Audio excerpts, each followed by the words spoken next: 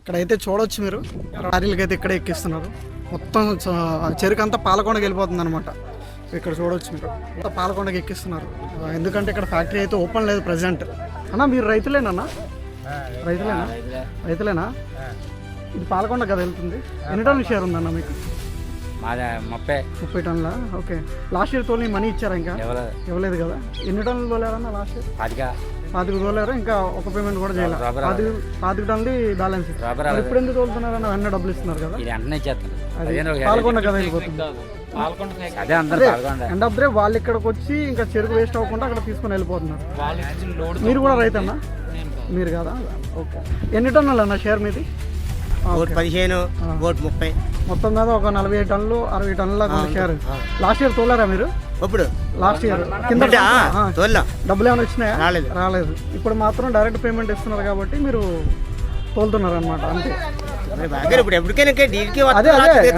అదైతే direct payment ఇస్తున్నారు కాబట్టి మీరు తోలుతున్నారు. కానీ గోవాడకు తోలిన దానికైతే మీకు ఎలాంటి పేమెంట్ రాలేదు. ఇప్పుడు రాలేదు. థ్యాంక్స్ బాబాయ్.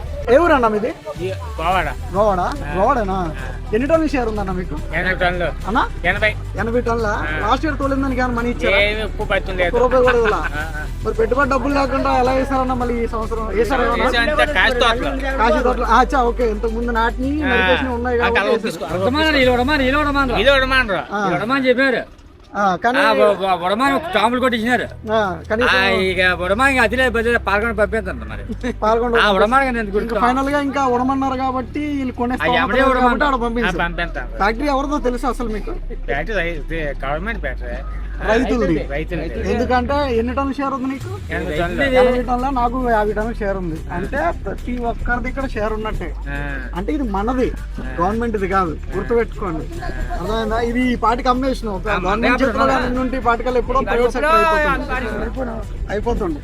అన్న మీది గౌరీపట్నం. ఎన్ని టన్నుల షేర్ ఉందన్న? 60 టన్నుల షేర్ ఉందా? ఏమైనా చేశారా ఈ సంవత్సరం? మొత్తం కార్స్ ఉంది కాబట్టి మీరు పాల్గొండ తోలుతున్నారు అంతే.